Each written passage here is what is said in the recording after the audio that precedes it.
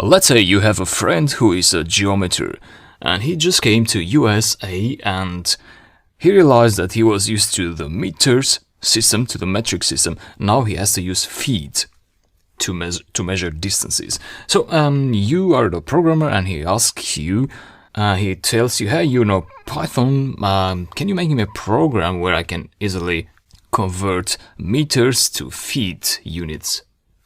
You say, yeah, I can do that right away, and you start meters, feet.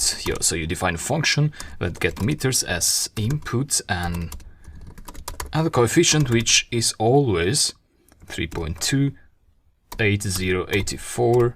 So 1 meter is equal to this amount of feet, and then you return meters times the coefficient, and then you include a print function here that prints out the feet given an amount of meters.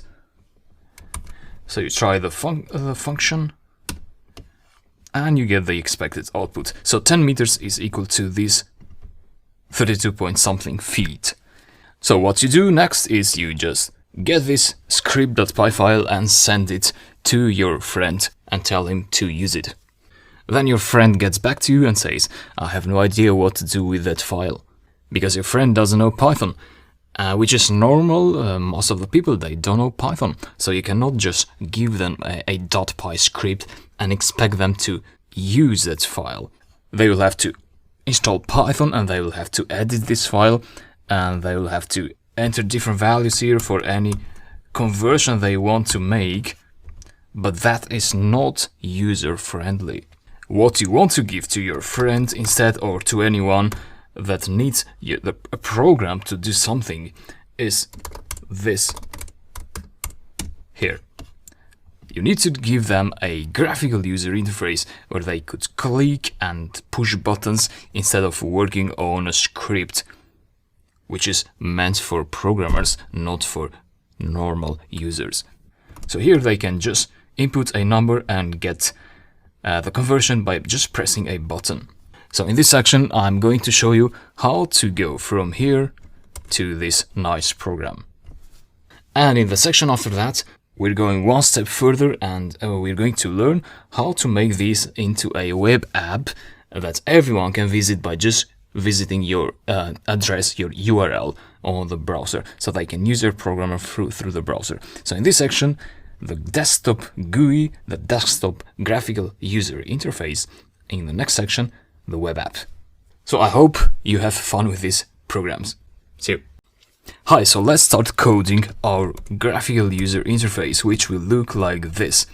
What we have so far is this script. This is the logic, or the backend of the program, so to say. This is the brain of the program, and the interface, the graphical user interface you just saw, is the front-end interface that will interact with the user. Now, it's a good idea to split the codes for the logic in one script and the codes for the graphical user interface in another script. So I would like to rename this script into backend.py. So backend.py, and then I would like to create another script. I'll call it frontend.py. So in the frontend.py, let me drag the backend.py on this side. And in the frontend.py, I'd like to access that function. The way you do that is by importing backend. So backend now behaves like a module. Note that these two files have to be in the same directory for you to be able to import backend into frontend. Backend, and then you can call the function, you can print its output by referring first to backend, and then a dot, and then to meter feet. That's the name of the function, and that function is part of backend. That's why I'm using this notation here. Inside the round parentheses, just put a value, whatever you like, and try to see if the front end is working for now. It seems to be working, so we got this output, We got two outputs because when you import backend, what happens is that this script is executed when the import happens. And when this script was executed, this was also executed. So 20 times that number gave you this. And then print backend meters feet by 10 gave you this output. So we don't want to keep this print here. Save both the scripts before executing again. So this time you get only that output. Great, so now we have access to the function. Let's go and focus on the interface now. So let's start building the interface in here. Now, to build the graphical user interface, we need a library. And there are many libraries out there, such as Tkinter, PyQt, WXPython, and we're going to use WXPython. So we're going to use pip to install WXPython. I need to use pip3 on my computer and install WXPython.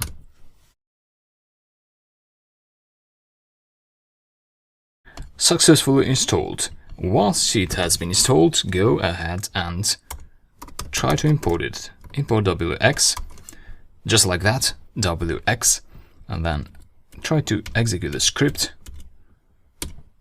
I didn't get any errors, that means WX was successfully installed. Now, to create a bare bone graphical user interface, the very first thing you need to do is you need to create an app object, which is created by the app class. So that will create an app object. It's a specific object, just like we have integers and we have floats and file objects. Here we have this app object, which is part of the WX library. The next thing you need to do is to create a frame object.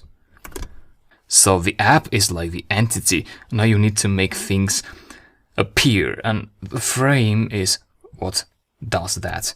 WX.frame. It gets a parent argument, which has to be none, and a title if you like. Meters to feet. That's how I like to call it. Then what we do is we apply the show method. Be careful, it has to be a capital S, to the frame object. So the frame has to be shown to the screen, and we have to explicitly tell Python that. So show the frame and app main loop. So we have a capital M and a capital L, with one P, of course, and a loop, 2 O's, 1 P. That's it. Execute that. And this is a graphical user interface. So it has no buttons for now, but we're going to create some buttons in this part of the script. So these two and these two are a must. You're always going to create these 4 lines of code. They create the base for your graphical user interface, and between them you're going to create the buttons, the text boxes, and whatever widget you want to add to the graphical user interface. So if you want to close this, just press this button here and the script terminates. So in the next videos we're going to add a text box and a button in this graphical user interface. Talk to you later. Previously we built this script and its output looks like this. Now we're going to add some widgets to this graphical user interface. Let's just do that. We created an app object, a frame object, and we show the frame and we loop. Basically, we constantly show the graphical user interface on the screen. That's what this does. It just keeps showing the app. Now here we need a panel object, which comes from WX, of course. We use the panel class for that. And this gets the frame object as input. So panel is like the body of the frame. And it's a panel where we're going to add these widgets. So it works like this. Let's say we want to add an input label. Let me show you the end product. This is what we're going to build, but not yet. So the label I want to show for now is this meters here. I want to show the label, and next to that I want to show the box, the input box. And then I want to show another label, and then I want to show this space here where the output will be displayed. And after that I want to show the button. So label, input box, label, static area, and button. So input label is just a variable I created, and that will hold a static text object, which gets as input a panel, so the panel object that we created in here.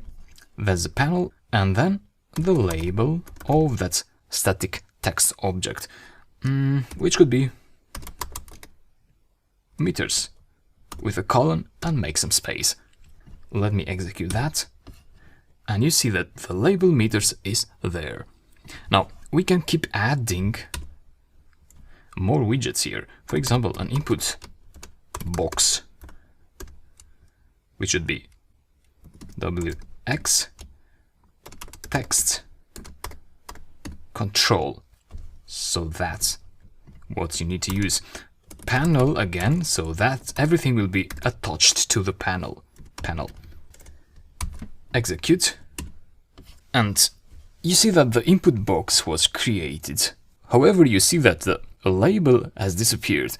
What happens is that the input box actually overrode the label. If you close that and cut input box and put it above the label like that, and execute the script again, you're going to see that now the label is above the input box. So what's happening here is that you're just adding widgets on top of each other. You are not telling Python where to put them. You're just creating the text control box, so the input box, and adding it to the panel, and then you're adding the label to the panel, and Python gets confused. So this is what you get. What you want to do instead, let me put the right order, a label and box. What you want to do instead is you want to use a sizer. So we have the app, we have the frame, we have the panel, and the next in the hierarchy is a sizer. You can create a sizer using WX grid back sizer, just like that. And then what you do after you create the input label and the input box is you say sizer.add.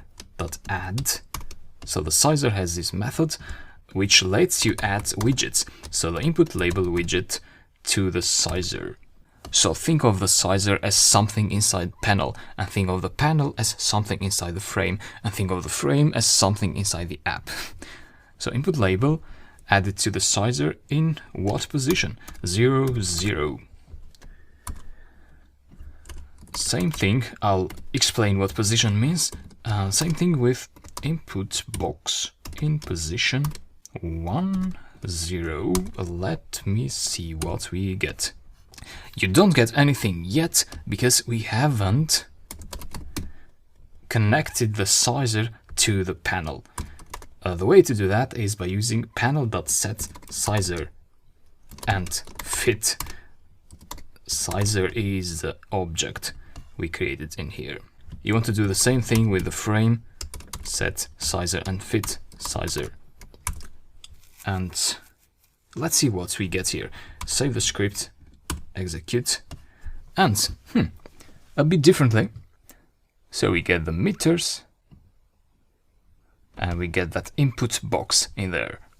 So the label meters was put in the coordinate 0, 0, which means row 0, column 0. And the input box was put in 1, 0, which means row 1, column 0. So they are in the same column but in different rows. Maybe we want to put the input box in row 0 but column 1. So here you can do that. 0, 1. Let me close this. Save and execute again. And so this time we get what we expected. Meters, the label, and the input box. Now, in the same way, we can add here, let's say the result label equal to wx static text panel, and the label for that label would be feed. So that's where the output will be displayed. And you want to add it to the sizer, add result label in position. Well, that has to be row 1, column 0, I guess. Yes, let me see. Yeah, that's fine. So we have meters, the label, we have the input box, we have the feed, the label, and here we also need something else here to display the output. Let's call this the result, and that would be wx, again static text, so it's the same object as this one in here. Static text there, static text here. Panel, of course, and label could be an empty string, so we don't want to display anything there. Save that. Don't forget to add the position, sizer, add result is widget. The position would be row 1, column 1. Save, execute. I got a typo, name error, result, it's not defined in line 17. Yes, I have a typo here. Result, again, and it's looking good. So the result is here. It's, of course, an empty string, that's why we don't see anything there. But we're doing good. Lastly, let's add the button. Button equal to, let me show you more here, wx.button, that's the class you need to use to create a button object, panel and label, whatever you like to call it, convert maybe, save, close that, execute again. And yeah, the button is there, but let me add its position. Sizer, add result button. The position would be, so the third row has an index of 2, column 0 maybe, yeah.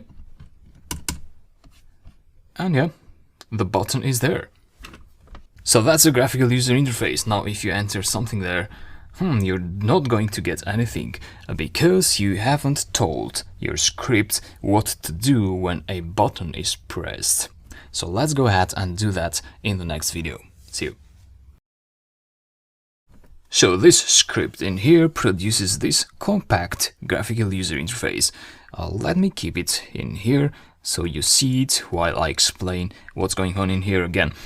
So we created an app object, a frame, a panel, a sizer, and then we created these widget objects, and then we added those widgets to the sizer, and then we connected the sizer to the panel and the sizer to the frame, and then we show the frame in here, and we do that continuously by using main loop in here. As you can see, there's no action here that tells Python what to do when the button is pressed. But you can do that pretty easily by referring to the button and to the bind method of the button. That gets as inputs the wx evt button, which stands for event button. So what you want to do when the button is pressed, you want to trigger an event, and that event will be the press button function. So this function will be called. What is this function? Well, you have to define that function, and it's good to have it defined in the beginning of your script. So define press button. That function should take a parameter, let's say event. And then what you want to do when that function is called? Well, you want to get the result object, so this one in here, which is this widget, which is invisible for now, next to feed. So in that widget, you want to set a label for that widget. So it's a static text widget. You want to set a label, let's say hello, just for now. So everything looks good.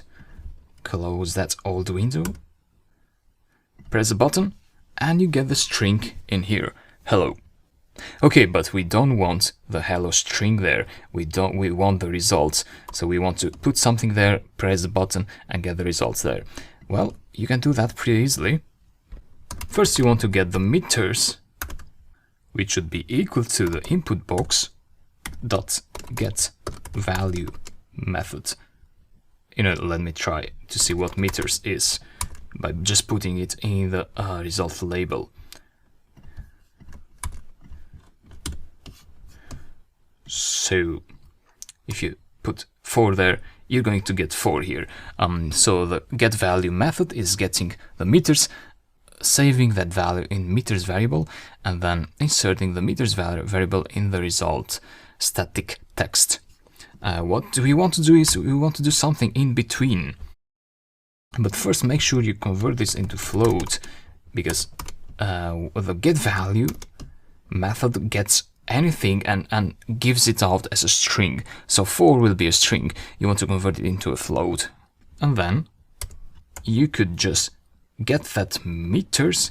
You can call the backend.meters feed function and pass meters there. So what's going on? Well, we got meters from the input box. And then here we access the meters feed function from backend. Backend is something we have imported in our script. So backend is this script in here, backend.py.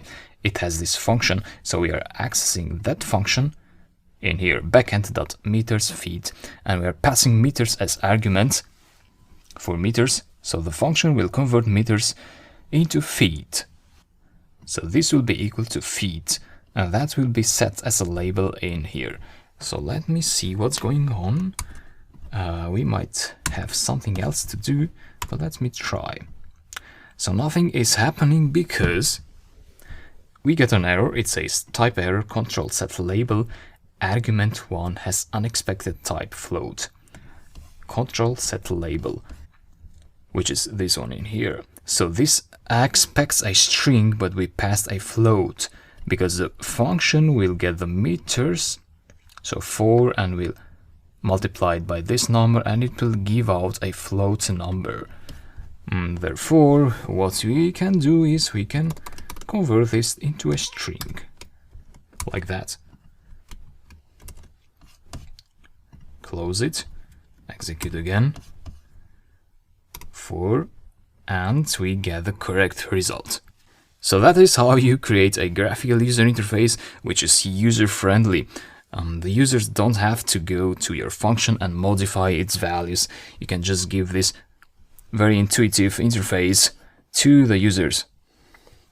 Of course, you can make it better, but you need to look at the documentation of WX library to see how you can make those widgets more appealing to the eye of the user. But I think this is a good start that helps you understand how Python works and how applications work. And I hope you make good use of this. Thanks. We started this section by pretending our friend asked us to make a program that converted meters to feed.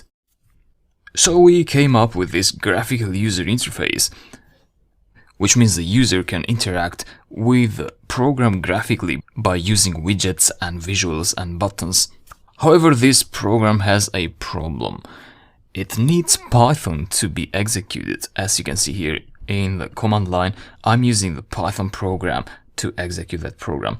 So if the person you are giving the program to doesn't have Python, they will not be able to execute this program. So in this video, I want to show you how to make a standalone executable version of this program, so anyone can execute it without needing Python on their computer. And this executable will work on Mac computers, Windows and Linux computers. So to make a .exe for Windows or .app executable file for Mac or the proper executable extension for Linux operating systems, you need a third-party library. It's called PyInstaller. You need to install it with pip install PyInstaller. That's the library, and wait for it to be installed. So successfully install PyInstaller.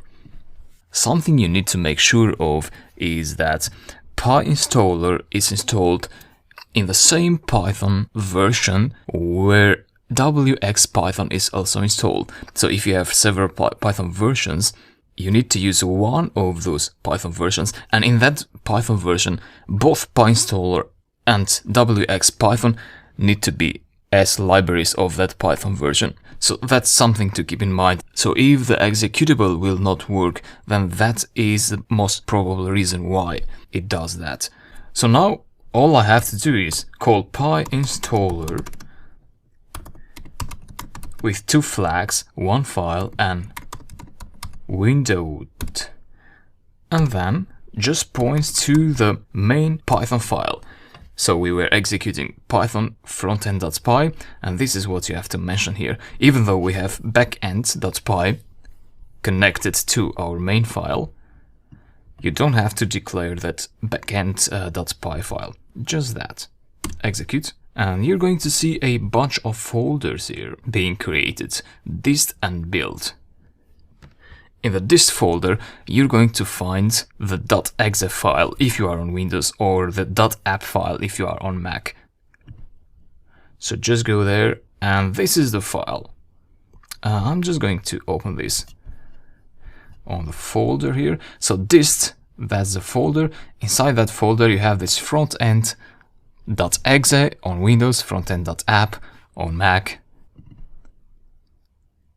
So if you click that, you're going to see the program. Try to see if it works. It seems to be working fine on my computer.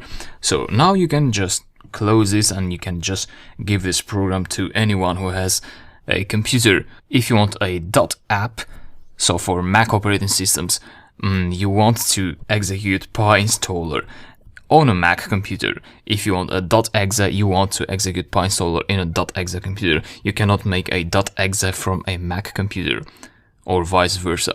So that's how you can create a standalone program with Python. This is the command. Thanks. Hi, in the previous section we built this desktop app. It works offline, so you enter some value for meters and you get feeds in return. This is a desktop app. In this section we're going to build the same program but as a web app, which will look like this. So you enter meters there, press the button and you get the feed converted here. As you can see, this is online, so you can access this at mfeed.pythonanywhere.com. And I'm going to show you also how you can deploy your app, your Python web app, on a live server, just like I did in here. So your app will also be live and you can give it to anyone. So let's go ahead and do this in the next videos. So we have a web app here, and we're going to build this web app starting from now. So open your favorite IDE and let's start coding. Open your terminal. First you need to install a library. It's actually a web framework. Its name is Flask, and it's used to create web apps with Python. So you need to install it. pip 3 install Flask. Once you install it, I had it already installed, so requirement already satisfied. You can create a Python script. I'll just call it app.py. app.py. And let's make a very basic web app with Flask. From Flask, import Flask. So Flask is the library with a lowercase f, and Flask is the object, the app object with an uppercase f. Then you want to create that app object with Flask. underscore underscore name underscore underscore. So you basically are giving a name to that Flask app, and this actually is a special variable. This will be equal to the name of the script that is being run. I'll get back to that later. Just keep it like that for now. And then what you want to do is use a decorator, which is declared with this symbol. And then you say app. So that's the app object that we created in here. And that has a method called route. And then here you want to pass an argument, which is a string and a slash. Now let's just keep it like that. And then just below that, you want to create a function. Let's say you define home. No parameters for that function. And just say you return hello world. Save your script. And then one last thing you need to do is say if name equal to underscore underscore main underscore underscore. So this is a string, a colon, an app dot run. Save that and let me try to execute this. So the way you execute it is using Python and the name of the app, just like you do with other scripts. You'll get a warning. It says that this is a development server. Do not use it in a production deployment. So you are using here your computer, which is like a development server. This is where you are developing your app, but no one is seeing your app right now because it's only served in your local host, in your local computer. When we are going to deploy it, another server will be used, not the Flask embedded web server. So you don't have to worry about this error, basically. Now it says running on HTTP, so this address. If you get that address and put it on your browser, you're going to see your web app. So basically it's the IP, this is the IP, you have a colon, and you have the port. And this is the web app we created. Alternatively, you can also use localhost 5000. And it's basically the same thing. So what's going on here? So we imported the Flask class and we create an object, an app or a Flask object from that. Name, this is a variable that will hold the name of the script, which is always main actually. So I can demonstrate you that with another script. Let's say foo.py and print name, just like that. I'll open another terminal here and execute foo.py. So this is the name of the script when the script is executed directly. If you import, for example, another script like the app script, and then you print app.name,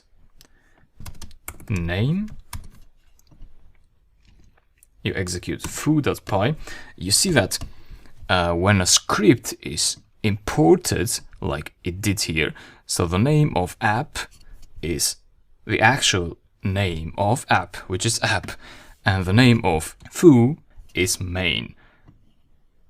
So the name of the main script that you are executing is always this name, underscore underscore main underscore underscore. The name of the script that is imported is the actual name of that imported script. So let me delete this. So that helps us to see here that if the name is main, which means we are checking if this script is executed directly. In that case, we run the app. If the script was imported, the name would not be main. So in that case, it would be app. And in that case, we don't want to run the app. So this is a nice way to check if the script is being executed directly as the main script or it's being imported.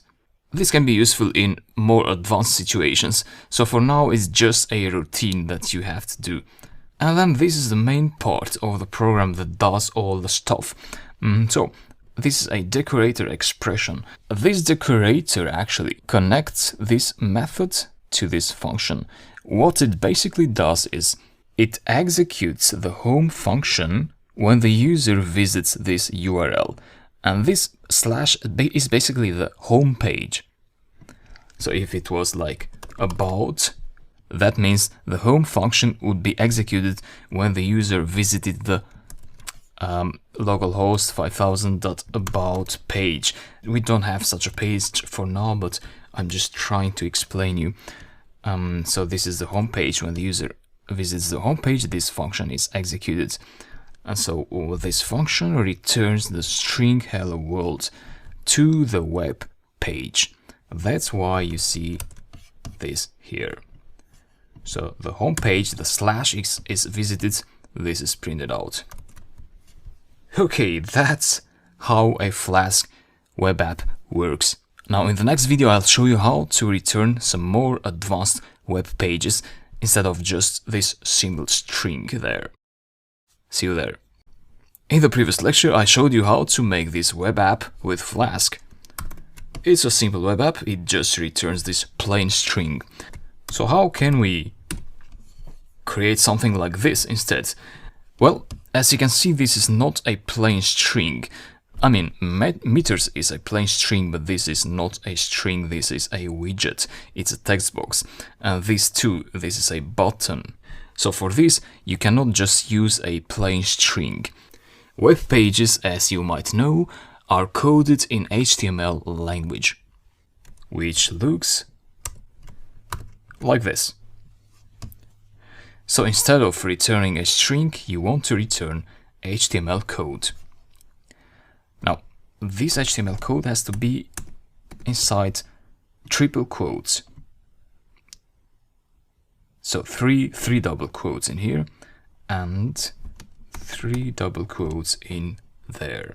Now, if I save my script, I'm going to interrupt it, execute again, go to my local host.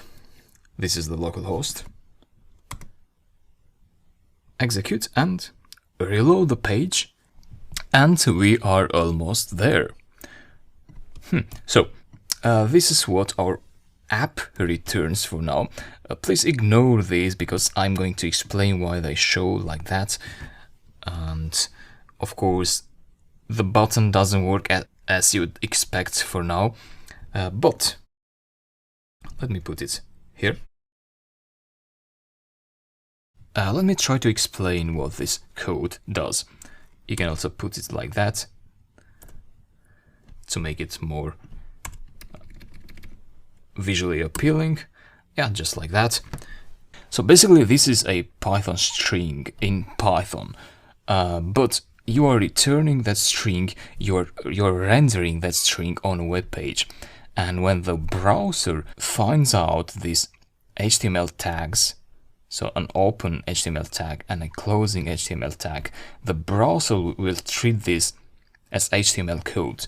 So basically it will take the title, it sees these title tags, and it will put a title meters to feet to the web page. It's this one here, meters to feet. And then it will create a form. So the form is all this thing here. This area is a form. And it says that this form can post. So it's a post request. When you load a page, any web page, you are performing a GET request. Basically, you are asking that web server to give you the data. So you are only seeing the data. You're getting the data from the server. But if you fill this box now and you press that button, you are sending data to that server. So that is a post request. You are posting data to that server. You're posting this value here that you enter to the server. So that means this form can handle post requests. It can accept post requests. And then this is what the form has. It has a label, so meters. It has an input type, which is this box here. Okay. And its value for now is this here. So if you load the page, you see user text. But please ignore it for now. I'll explain what it does later. And then we have the label feed, just here, and then another label, which has this value for now. So output save. I'll explain that later as well. And then we have the button type submit. So it's a button that submits something. It has a name for reference, and this is the string, the title of the button. So convert. And then you close the form here, which we opened in here, and then we close the HTML script in here, which was open in here. Now, as you can see, this is a bit messy to have the HTML code inside the Python code. But Flask can do better than this. So what you want to do is, in the directory where you have the app script, you want to create another folder. Call it templates. Make sure it's actually templates with lowercase letters. So T is lowercase, every string, every character is lowercase, and it's templates, not templates. So it has to be this folder. You see they are in the same directory with app.py. And inside templates, you want to create an index.html file. So that is inside the templates folder. And inside index.html, let me drag it on the side. Inside there, you want to cut this HTML code and just paste it in there. Okay, so index.html has the HTML code. And then here, remove these triple quotes, and you want to return render template index.html, and make sure you import render template in here. So render template is a function that needs to be imported from Flask, and here I'm calling that function. This is the name of the file. Save. I'm going to interrupt it, execute the script again, go here, reload, and now you see that things are working a bit better. Of course, it doesn't work yet, but we're doing good. So Flask knows where to look for HTML files, so it knows that to look for in the templates folder. So you need to have a templates folder in the same directory with app.py. Now in the next lectures, let's go ahead and finish the app to make it fully functional. So we have the app.py file, we have the templates folder with the index.html page inside, and when we run the app.py file and you go to the browser, you're going to see this nice web app. It's very simple, but it's good to get you started with web apps in Python. Now when you enter something here and you press convert, it says method not allowed. The method is not allowed for the requested URL. It means it's pointing to the HTTP methods. The main methods are, as I mentioned, get and post. Now when you load the web page here first, this is a GET request. You are just getting this data from the server. And this here, it's a POST request. So a POST request cannot be made at the moment.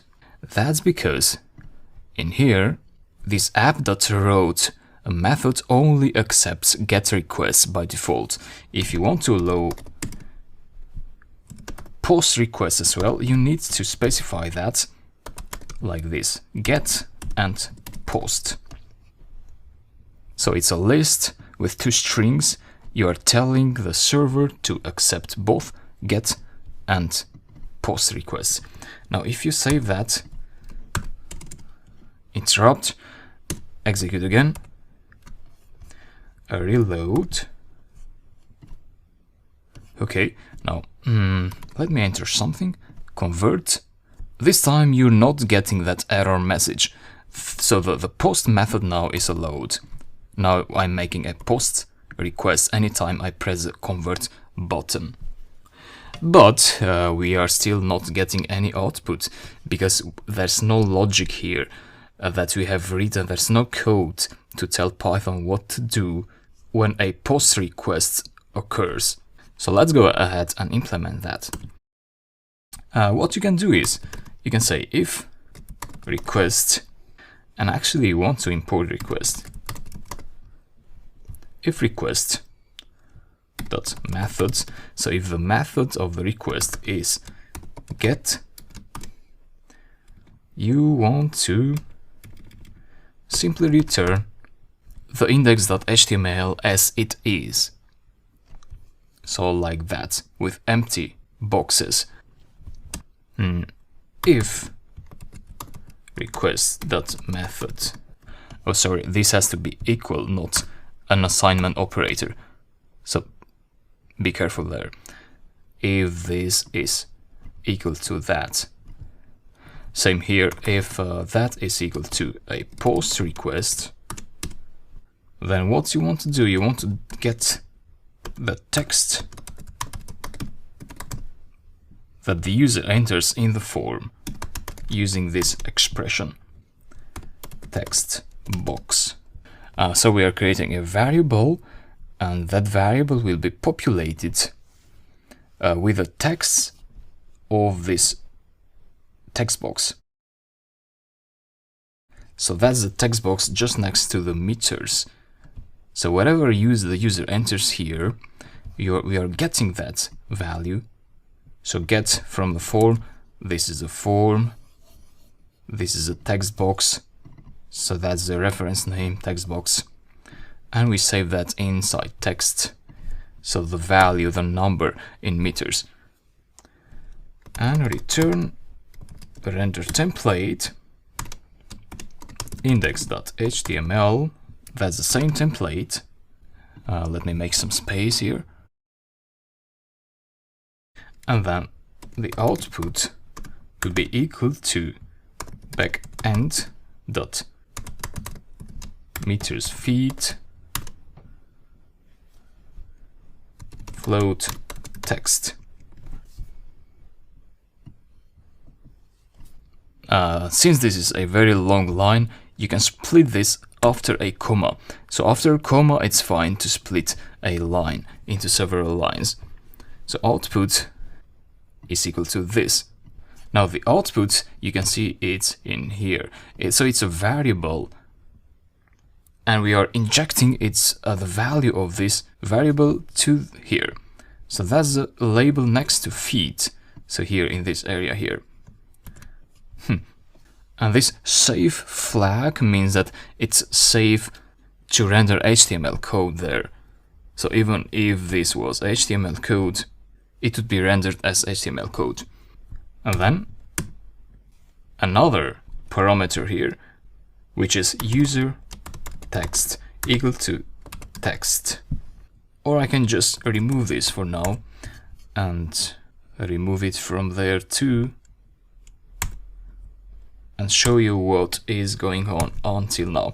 Save the index.html page, save the app.py, interrupt the script, execute again, go to the web page, reload localhost 5000. Sometimes you get an error, of course, you see this error, internal server error, and in that case you want to see in the terminal to see the actual error that occurred. So here it says name error, backend is not defined. So backend here has to be the script where the meters feet function is. That is somewhere in my other folders. So backend, I'm going to drag it here. So now backend is in the same folder with app.py. So this is backend. It just have the function that converts meters to feet. So now I can import backend in here, save the script, interrupt this session, execute again, reload, see if we get any other error. It looks to be working fine this time. So enter a value and convert, so we get the actual number in feet. Now you see an issue here that whenever I press the convert button, the number we entered disappears. So if you want to have that number there after we press convert, we want to do this trick that I was doing.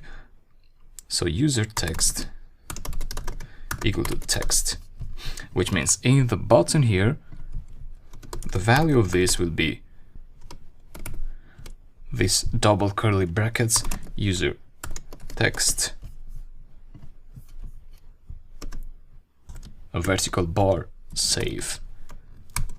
Save that, save this as well. Execute.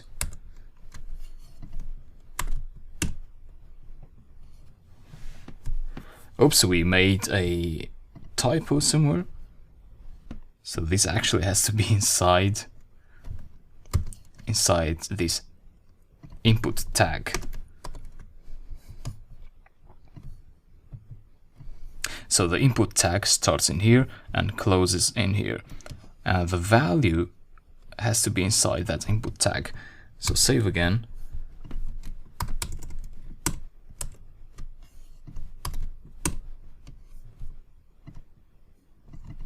Try. And yeah, this time it seems like the value remains there after we press the button. And this is how you can make a web app in Python. I hope you enjoyed this and I hope it works for you. In this section we coded this web app, which looks like this on the browser. However, this is running on our local computer only, so no one can see this app. If you want people to see it, which is normal, you want to deploy the web app in a server which runs 24/7. Of course, you can let your computer run 24/7, which is not a good idea anyway. But on top of that, you'd have to configure your computer as a server. So you'd have to do a lot of server administration tasks. But you are a programmer, you are not a server admin. So it's a smart thing to actually go to a server that others administrate, and you can just put your script, your Python code there. The app will run on a URL, on an address. So I'm going to show you just that in this video. A good service is pythonanywhere.com that lets you deploy Python web apps. Now they have a free plan, so you just go on pricing and sign up to create an account. So it's for free. It just gives you a web app, not more than one. So create a username. I'll just write meters feet, an email,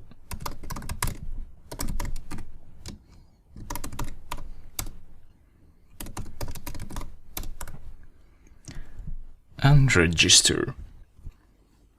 Then take the tool if you want. I'll just click on End Tool and then go to Web. Add a new web app. Click Next. You want to click on Flask. So there are several web frameworks for Python. We use the Flask framework, so you want to click that and just click the last version of Python. This is a path. I'll just leave it like that. Click Next.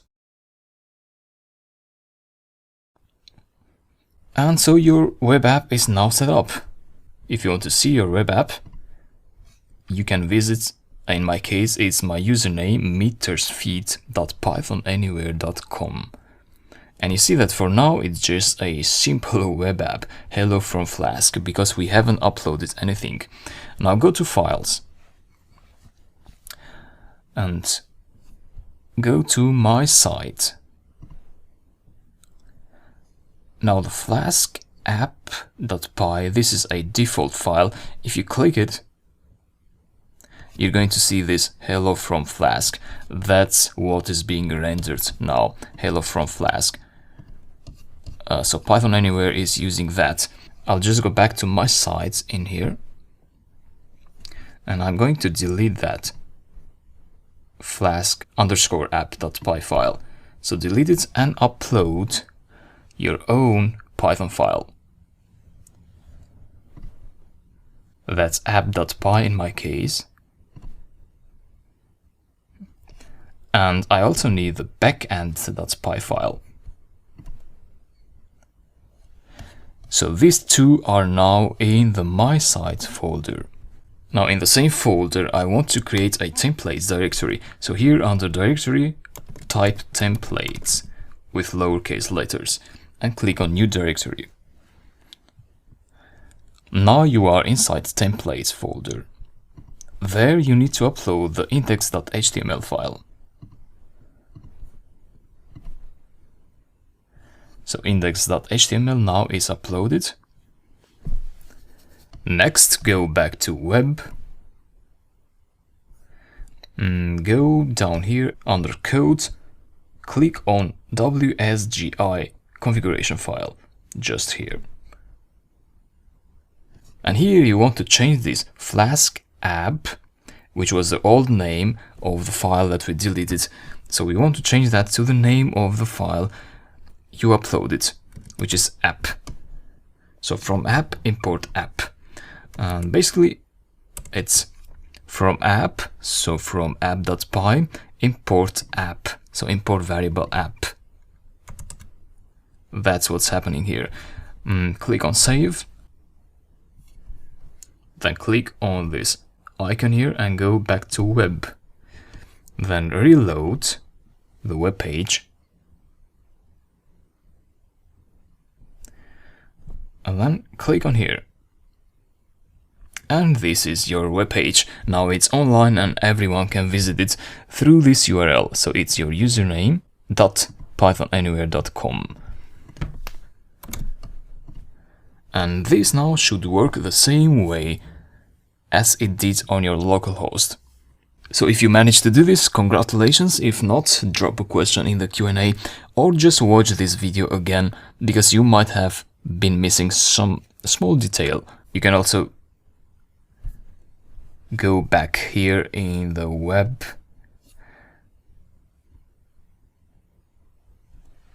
and then go down here and say delete your app, and then go and delete all the files you have inside My Site.